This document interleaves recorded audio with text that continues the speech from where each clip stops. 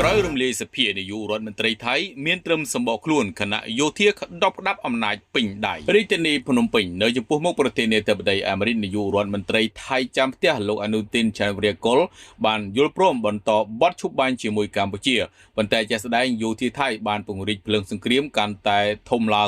ងនិងបន្តបើកការវាយប្រហារយ៉ាងសន្ធោសន្ធៅទៅលើកម្ពុជានេះបង្ហាញឲ្យឃើញថាក្រោយរំលាយសភាភ្លាមទឹកមាត់នាយករដ្ឋមន្ត្រីថៃកាន់តែសាបចំណែកឯទឹកមាត់យោធាកាន់តែប្រៃនិងបើកការឈ្លានពានកម្ពុជាកាន់តែខ្លាំងមិនខ្វល់សម្ដីបងធំអាមេរិកនិងបណ្ដាប្រទេសផ្សេងទៀតឡើយដែលកំពុងជំរុញឲ្យមានបទឈប់បាញ់តើជាសេណារីយ៉ូរៀបចំរបស់ថៃឬហើយតើពេលនេះនរណាជាក្បាលម៉ាស៊ីនដឹកនាំថៃឲ្យពិតប្រាកដ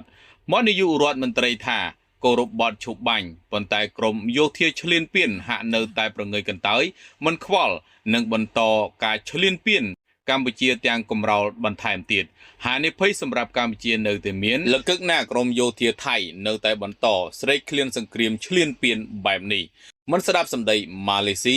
មិនខ្វល់ពីសហរដ្ឋអាមេរិកយោធាថៃហ៊ានទាត់ចោលកិច្ចព្រមព្រៀងសន្តិភាពរាជធានីកូឡាឡាំពូរួចបង្កើតផែនការឈ្លានពានកម្ពុជាសាជាថ្មីពេលនេះក្រមយោធាថៃនៅតែបន្តចាត់ទុកសម្ដីលោក Donald Trump ជាខ្យល់ហោះកាត់ត្រចៀកហើយបើការឈ្លានពានលើកម្ពុជាកាន់តែធំ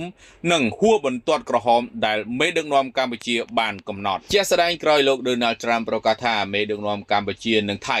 បានយល់ព្រមបន្តបទឈប់បាញ់ភ្លាមស្រាប់តែយោធាថៃដោយកំរោលចូលបើកឈ្លានពានកាន់តែខ្លាំងឡើងរួមទាំងការបាញ់ប្រហារចេញពីនាវាចម្បាំងមកលើដែនអធិបតេយ្យភាពកម្ពុជាក្នុងភូមិសាស្ត្រខេត្តកោះកុងនិងបន្តវាយប្រហារនៅខេត្តពោធិ៍សាត់បាត់ដំបងរហូតដល់ព្រះវិហារថែមទៀតផងសូមជម្រាបជូនថាទ័ពអាកាសថៃបានប្រើប្រាស់យន្តហោះចម្បាំង F-16